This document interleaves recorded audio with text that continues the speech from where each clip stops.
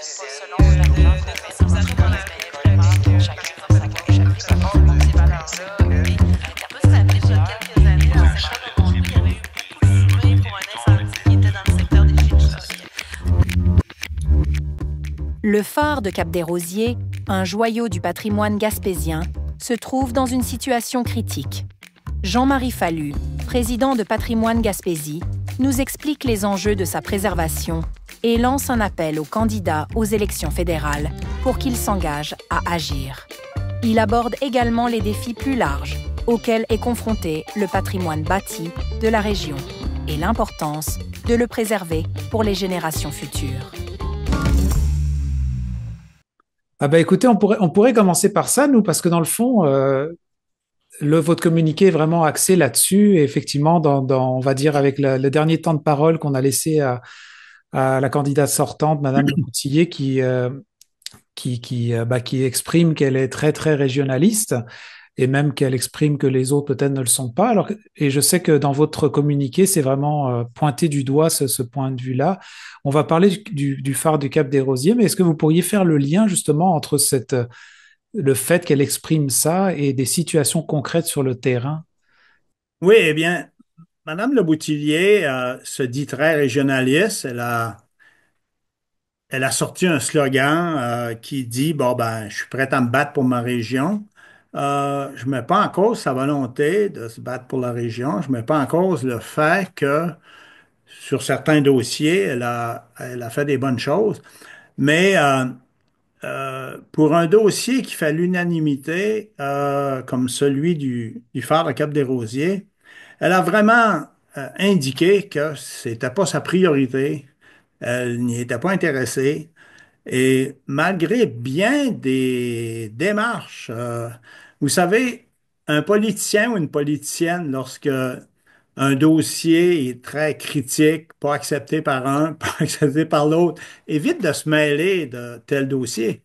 Mais celui du phare de Cap-des-Rosiers, ce qui est étonnant, c'est qu'il fait l'unanimité dans le secteur auprès des intervenants touristiques, auprès du maire de Gaspé. Le maire de Gaspé, M. Côté, a fait de nombreuses démarches auprès de Mme Leboutillier. Il a fait de nombreuses démarches auprès de Parc Canada, des ministères liés au phare. Et tout aboutit tout le temps sur le bureau de Mme Leboutillier pour une fin de non-recevoir. Et c'est difficile de comprendre son désintérêt ou son entêtement à ne pas prendre en charge ce dossier. Patrimoine Gaspésie, pour notre part, nous l'avons souvent interpellé et de façon très positive. On s'est toujours dit très heureux lorsqu'elle a été élue en 2015. Pour l'un, moi, je l'ai félicité, je l'ai même appelé Diane Première lors d'une réunion en disant qu'on pouvait avoir espoir, les Gaspésiens, que, écoutez, depuis 1904, la Gaspésie n'avait jamais eu un membre ministériel dans le gouvernement fédéral et que là, on avait vraiment quelqu'un de chez nous qui était ministre et ça a été vraiment à cette époque-là, vraiment, une bonne nouvelle. Et puis bon, et on se disait un dossier comme celui du phare de Cap-des-Rosiers qui fait l'unanimité, ça ne sera pas trop compliqué. Elle a fait certaines démarches, il faut l'avouer. Elle était ministre du Revenu, alors elle disait tout le temps, c'est pas un dossier qui est dans mon ministère. Mais elle a fait des démarches auprès d'Environnement Canada, de qui relève le Parc national Forillon. Elle a fait des démarches auprès du ministère, le MPO, Pêche et Océan Canada, qui est propriétaire du phare. Et elle nous disait tout bonnement, ben écoutez, MPO, pour eux, leur objectif, c'est de s'occuper des havres de pêche, etc.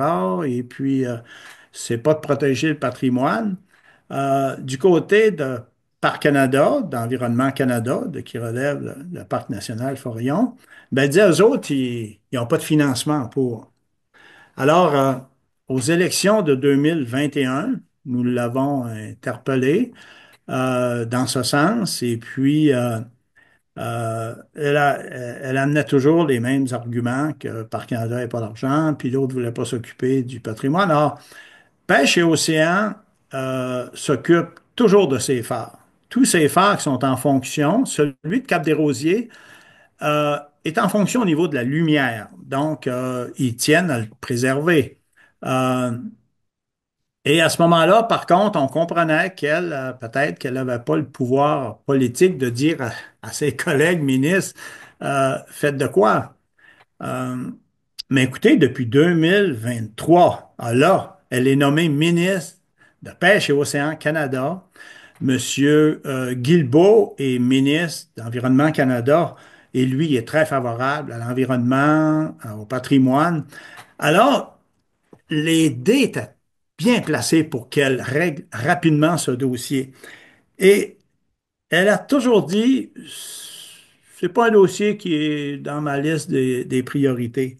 Et c'était décevant. À un moment donné, c'était même navrant quand elle avait dit, écoutez, de mon vivant, le phare, là, il tombera pas, là. Tu sais, c'était triste d'avoir une réplique comme ça, alors qu'elle avait vraiment, comme ministre, les pleins pouvoirs depuis 2023 de régler enfin ce dossier. Et des gens, même proches du Parti libéral du Canada, ont essayé. M. Rémi Blugeot est intervenu. Le sénateur Serge Loyal, lui, était outré de voir le sort que le gouvernement canadien faisait du phare de Cap-des-Rosiers, alors que lui a été ministre sous le règne de Pierre Trudeau, le père de Justin Trudeau. Alors, en 2020, on a écrit à Monsieur le Premier ministre, Justin Trudeau, en lui disant, écoutez, Madame Le Boutillier a besoin de sous pour le phare de Cap-des-Rosiers. Elle dit que Parc Canada manque de financement. Voulez-vous affecter du financement pour ce phare? Et quand elle disait, Madame Le Boutillier, que MPO, ou en tout cas, n'avait pas l'argent, ni Parc Canada, l'agence, ben écoutez, Parc Canada, en 2024-25, avaient et ont encore un budget de 2 milliards 229 millions. Qu'est-ce que c'est de prendre? On disait que la restauration complète du phare pouvait coûter autour de 6 ou 7 millions. Admettons aujourd'hui que c'est rendu à 10 ou 12 millions avec l'inflation. Mais qu'est-ce que c'est sur un gros projet, sur un gros budget comme ça, et même Pêche et Océan? Par Canada aussi ont déjà mentionné, je pense au maire de Gaspé, que ben, si on nous le livre restauré là, avec une enveloppe pour le mettre en valeur, on n'aura pas de problème avec ça. Et, parce que, voyez-vous, MPO, eux, leur budget cette année, il est encore de 4 milliards 885 millions. C'est sûr que vous allez me dire, c'est lié à des infrastructures, des havres de pêche, etc. Mais c'est pas les sous quand on a une volonté politique, là. C'est pas les sous qui manquent, surtout pour ce qu'est le phare, qui est une icône touristique, là. Vraiment, c'est un lieu identitaire pour les gens de la Pointe, là. Le maire de Gaspé est tout fier de dire que euh, il a deux, il a deux beaux points d'identité dans son milieu, le magnifique phare de Cap-des-Rosiers et celui de Pointe-à-la-Renommée. Alors, c'est des données, ça, qui touchent aussi les communautés qui ont vécu autour de ces deux sentinelles de la mer. Le phare de Cap-des-Rosiers, c'est le plus haut phare au pays. Il a été classé en 74 du temps de Pierre Trudeau. Et il a un statut depuis 94, un autre statut fédéral qui lui donne vraiment une grande importance. Et puis pour les intervenants touristiques, bon, on le voit partout sur les publicités. Alors c'est gênant de voir à un moment donné du mortier où il y a de la rouille, là, c'est honteux, c'est honteux de voir ça. C'est ça que je Et voulais puis vous il demander. est à quelques mètres du parc national Forillon. Oui, mais c'est ça que je Et voulais le vous parc demander. national, Je voulais vous et je vous demander quelle est dirais, la condition du phare pour que les gens qui sont peut-être un petit peu plus en retrait de ce dossier-là comprennent là le contexte du phare et combien de temps, et c'est quoi l'urgence de sa rénovation et dans quel état il est actuellement. ben, le phare, Madame Le Boutillier en faisant une blague, mais c'est vrai qu'il tombera pas demain matin. C'est un phare, c'est solide. Sauf que les parements risquent de s'effriter et puis plus qu'on attend pour en faire une restauration complète, ben, plus que les coûts augmentent. Et c'est une responsabilité financière qu'ont les ministres de dire, bon ben alors, des coûts qui étaient autour de 5 millions risquent de doubler en peu de temps. Et en plus, c'est un, c'est le plus haut phare au pays, c'est le phare le plus important au Canada. C'est le phare vraiment le plus important et il est magnifiquement situé à l'embouchure du fleuve et de la baie de Gaspé. Euh, et puis, voyez-vous, Jean-François Nadeau du Devoir a déjà indiqué que le Canada était le seul pays du G7 qui n'avait pas une loi afin de protéger son propre patrimoine. Autrement dit, le patrimoine dont il est propriétaire, comme le phare de Cap-des-Rosiers. Et si on avait une telle loi, ben, finalement, la décision d'en faire une restauration complète ne viendrait pas d'un simple député ou de la volonté ou de l'involonté d'une simple députée. Ce serait des hauts fonctionnaires qui diraient, bon, ben, c'est prioritaire, on le restaure. Et Mm. laissez-moi vous dire que si ce phare-là était à Ottawa ou Toronto, ça fait longtemps qu'il aurait été restauré. C'est aussi le fait qu'il est très éloigné, puis on se dit, ben, sur le plan politique, c'est juste quelques votes, mais c'est plus que quelques votes, là. C'est vraiment le phare de Cap-des-Rosiers, c'est le rocher percé de la Mm. pointe de Gaspé. On est tous fiers quand on passe là, puis on voit ça, puis on est tous fiers aussi du Parc national Forillon. De l'intégrer au Parc national Forillon, ça lui donnerait une pérennité incroyable. On connaît le professionnalisme là, des gens qui travaillent au Parc national Forillon, etc.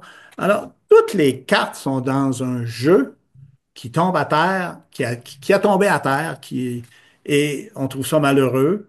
Et c'est la raison pourquoi nous interpellons actuellement tous les candidats dans la présente élection à faire du phare un enjeu électoral. Il est temps. On l'a fait en 2021. Un journaliste de Radio-Canada me mentionnait, Monsieur Fallu, je vous envoie ce que vous disiez en 2021. Ben, vous répétez à peu près la même chose aujourd'hui. Il ne s'est rien passé. Euh, certes, on peut dire qu'il y a eu quelques sommes d'argent, quelques milliers de dollars qui ont été injectés pour sécuriser le phare. Ça, il faut l'avouer. Mais c'était vraiment une question d'urgence. Et puis, il fallait le faire, il fallait le faire. On a vu, voyez-vous, il y a 2 ans, on a mis une barrière autour du phare là, parce que c'était dangereux de s'y approcher.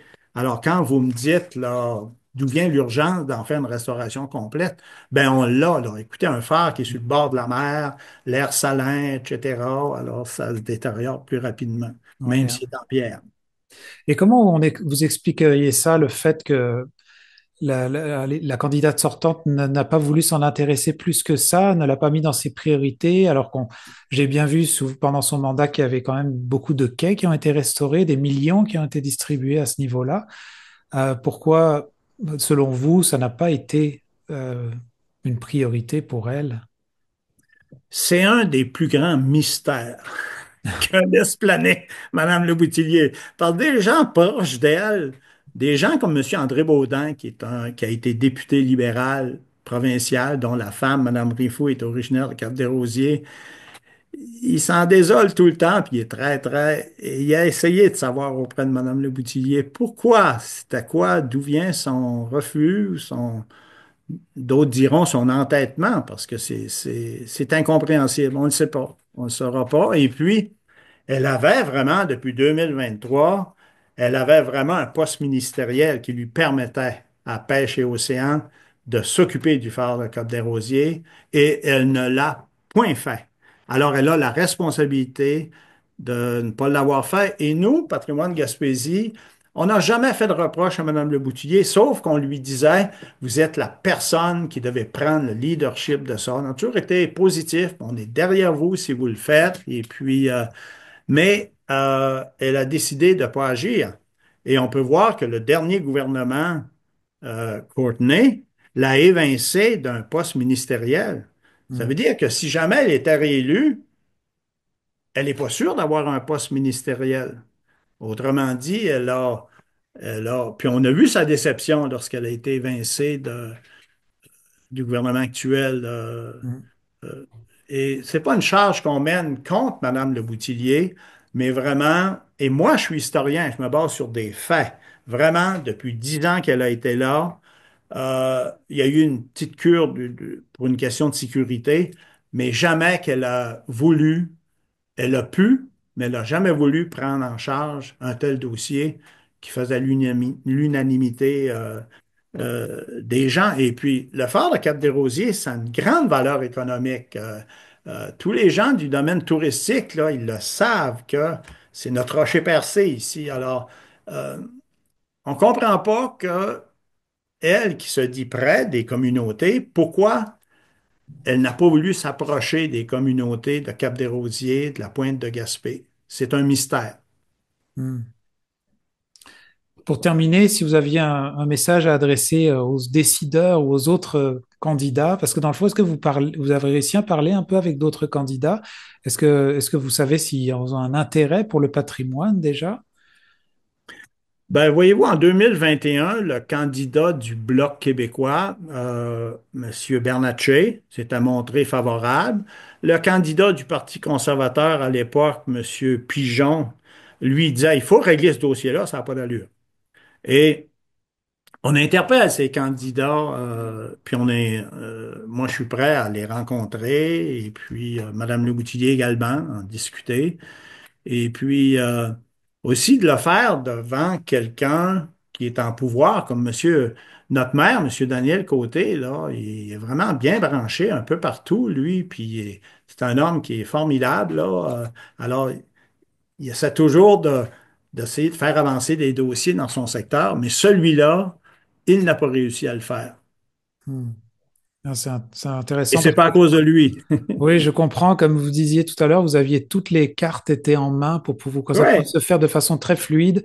Et là, malgré que les élections s'en viennent et qu'il y ait un autre ou le même candidat, ça ne veut pas dire que les cartes seront placées pareil pour que ce soit fluide. Alors, est-ce que c'est quoi votre espoir que vous avez là-dedans? Est-ce qu'il y a des chemins différents qui peuvent s'emprunter pour arriver à une fin, on va dire, raisonnable pour le phare? Ben, l'espoir, c'est de continuer à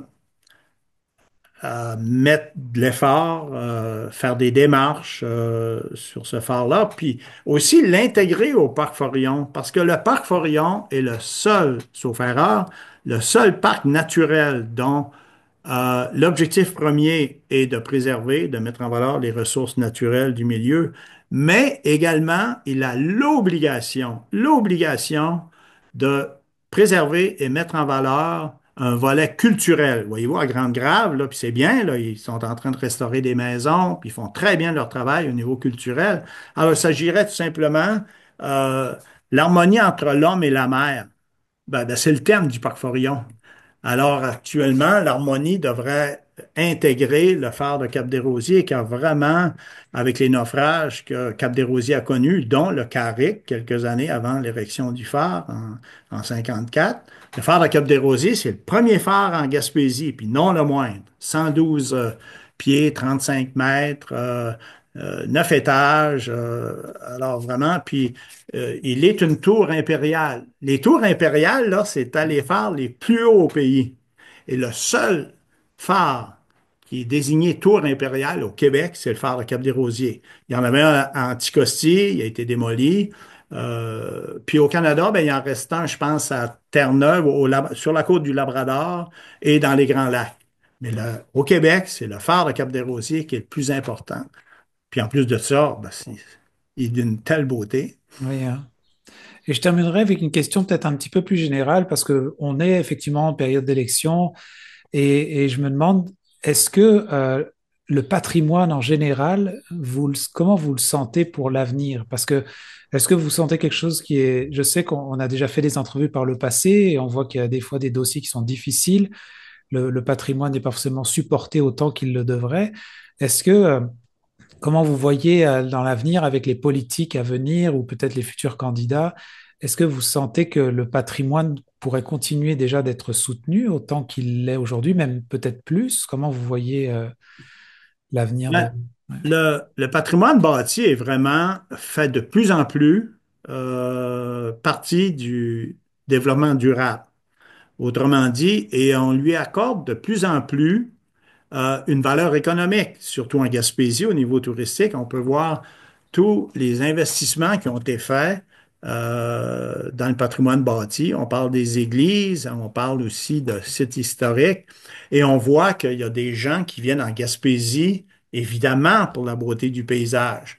Mais dans le paysage, pour que le paysage soit vraiment un paysage incarné, il faut que ce soit un paysage humanisé. Autrement dit, qu'il y ait des témoins matériels comme les phares, les bâtiments de pêche.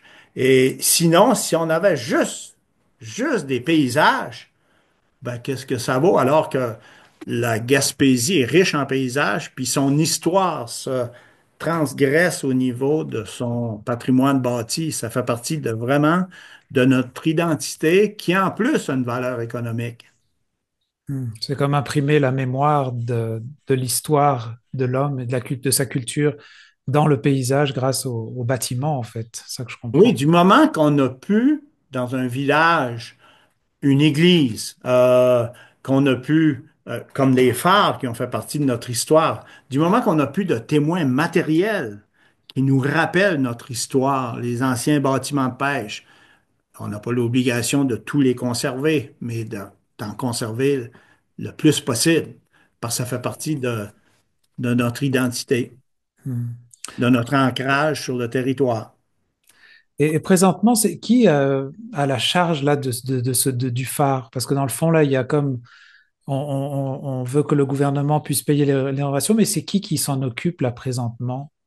Ben, actuellement, il y a la corporation, le site historique maritime du phare de Cap-des-Rosiers, qui font un travail extraordinaire.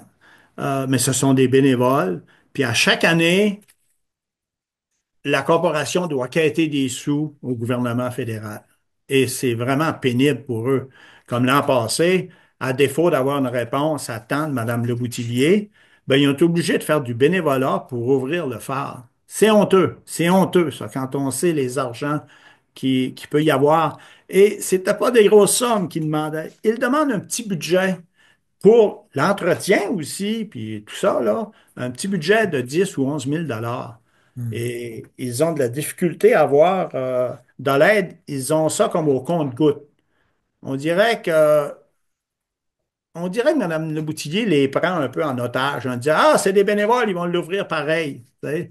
Alors que dans le fond, on devrait être plus respectueux de ces gens qui font un travail admirable là, depuis 2008 là, pour mettre en valeur le phare dans la situation où il est.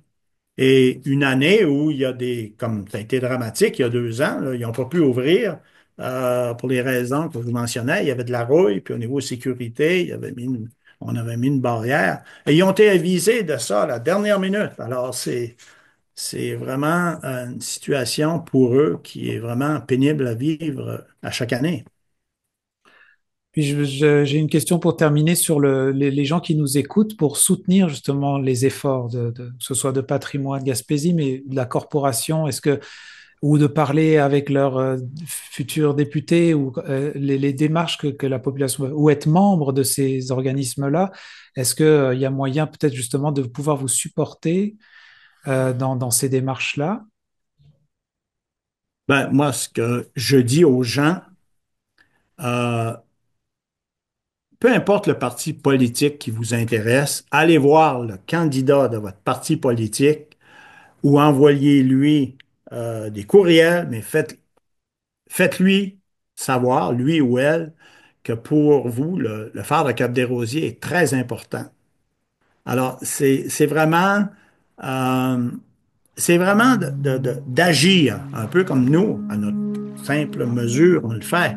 Le maire de Gaspé le fait quotidiennement, lui, régulièrement. Alors, les citoyens, moi, je vous invite à parler à tous vos candidats, à leur dire l'importance pour vous qu'il y a à préserver ce phare. Merci beaucoup Jean-Marie pour votre temps. Ça me fait plaisir. Bonne fin de journée.